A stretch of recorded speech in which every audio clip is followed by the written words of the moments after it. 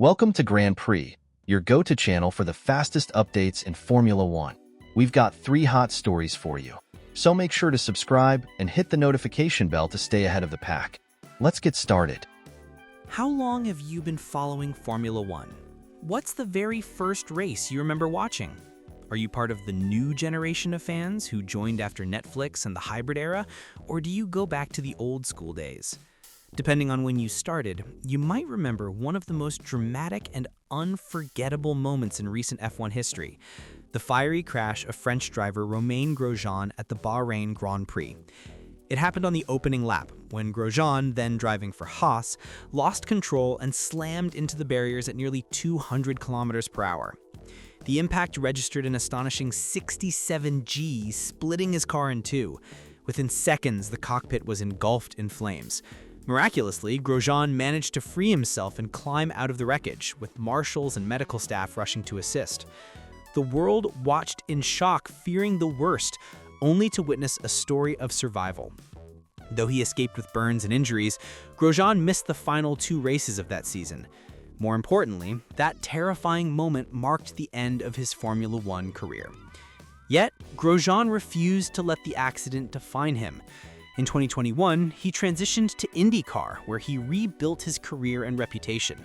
Competing on ovals and road courses, he became known for his resilience, adaptability, and occasional flashes of brilliance.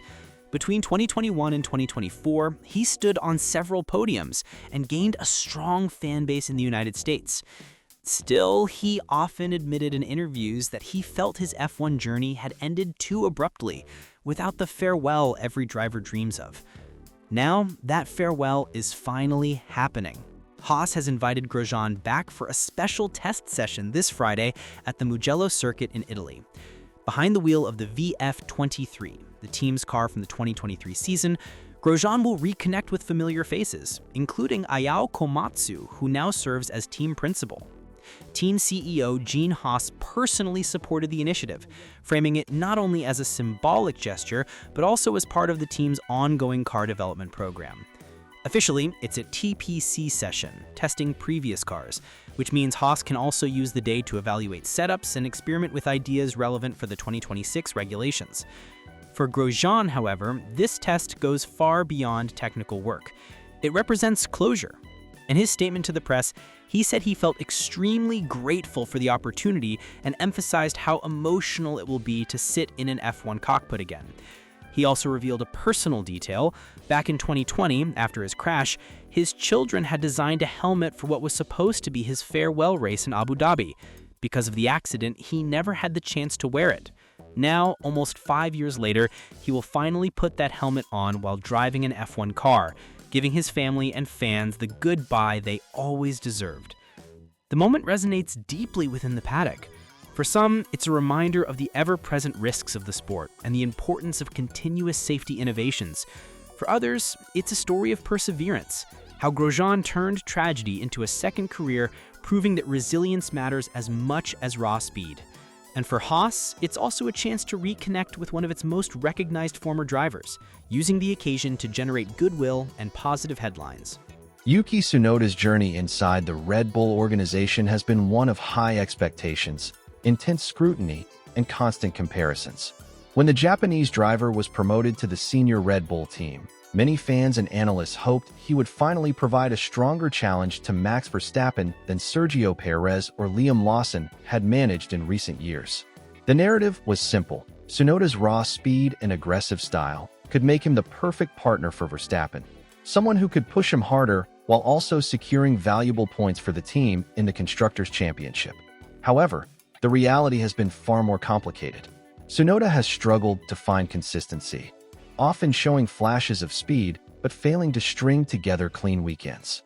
Mistakes in qualifying sessions, erratic tire management, and difficulties adapting to Red Bull's notoriously demanding car philosophy left many questioning whether he was truly ready for this step up. Heading into the Azerbaijan Grand Prix, the pressure surrounding him had reached a boiling point. Many insiders were already speculating that Red Bull might cut ties with Tsunoda by the end of 2025 if he didn't prove capable of evolving. Then came Baku, and with it, perhaps a turning point. Tsunoda delivered his strongest performance since joining Red Bull, finishing 6th and, more importantly, avoiding the costly errors that had defined so many of his previous weekends. His race pace was steady, his overtakes were clean, and in the closing stages he even fought for 5th place against Liam Lawson, showing determination without overstepping the limit. It wasn't just the result, it was the manner in which he achieved it that caught the attention of observers. So what changed?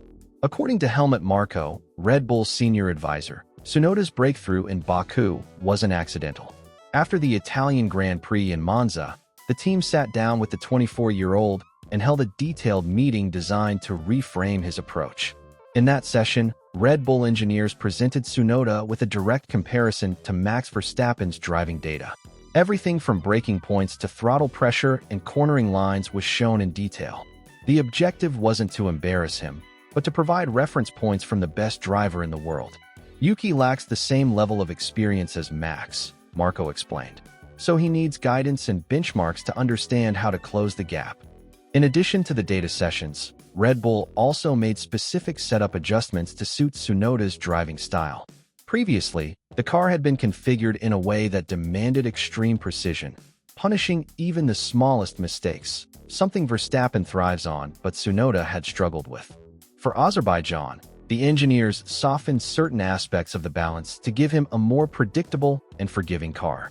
The change appeared to pay immediate dividends, with Tsunoda feeling more comfortable and more confident pushing to the limit. Marko later emphasized that while Tsunoda still has a long road ahead, this race showed he can respond positively when given the right tools. He even framed the duel with Lawson as a healthy rivalry, one that could benefit both drivers and the team. Within Red Bull, there remains cautious optimism that Tsunoda can grow into the role of Verstappen's long-term teammate rather than a stopgap solution. But optimism in Formula One is always tied to results, and the message from the top is clear. Consistency is now non-negotiable. Looking further ahead, the pressure intensifies. Red Bull has already identified Isaac Hadjar, the young French talent currently impressing at Racing Bulls, as a potential replacement should Tsunoda falter. Hadjar's first podium in the Dutch Grand Prix has only strengthened his case, and he is widely viewed as part of Red Bull's future lineup strategy. If Tsunoda cannot replicate his Azerbaijan form regularly, the decision to promote Hadjar in 2026 may already be made. What do you think of Lewis Hamilton's debut season with Ferrari so far? Has he been below expectations, or do you feel he's simply adapting to a brand new environment after so many years at Mercedes? This debate has sparked strong opinions across the paddock, and one of the sharpest critiques came recently from former F1 driver Ralf Schumacher.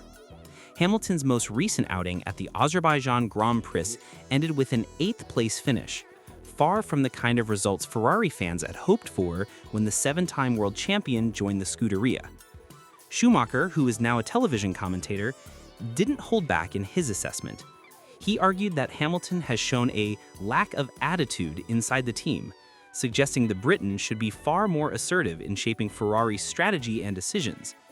According to Schumacher, a driver of Hamilton's caliber should not be overly dependent on engineers when it comes to critical calls, especially regarding tire selection during qualifying or changing track conditions. He drew a comparison to his own career and the mindset of past champions. I wasn't a 7-time world champion, but if I wanted a certain tire, that's what I had. I made sure the team delivered what I needed. There was no discussion. For Schumacher, Hamilton carries enough weight and authority to demand the same, and failing to do so only undermines his influence within Ferrari. The German went further, emphasizing that, at the end of the day, it's the driver who feels the car's behavior on the edge, not the engineer watching data screens. The subtle differences in grip, balance, and tire wear are only truly understood in the cockpit, which is why Schumacher believes Hamilton should take back control in those decisive moments. In his view, letting the pit wall dictate strategy for a driver with Hamilton's resume is a mistake. Hamilton, of course, has always been known as a collaborative driver, one who values input from his race engineers and strategists. His years of success at Mercedes were built on trust with figures like Pete Bonington, or Bono, and that partnership delivered one of the most dominant eras in F1 history. But the Ferrari environment is notoriously different. The political pressure, the intensity of Italian media, and the weight of expectation can overwhelm even the most experienced drivers, something that Rubens Barrichello and even Sebastian Vettel have openly admitted in the past.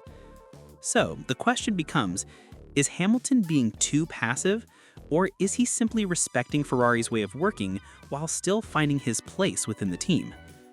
Critics like Schumacher argue that this patience is hurting his results, while supporters claim it's part of a longer process of adaptation. After all, Ferrari's car itself has been inconsistent, showing flashes of speed but struggling with setup balance and tire degradation on race day.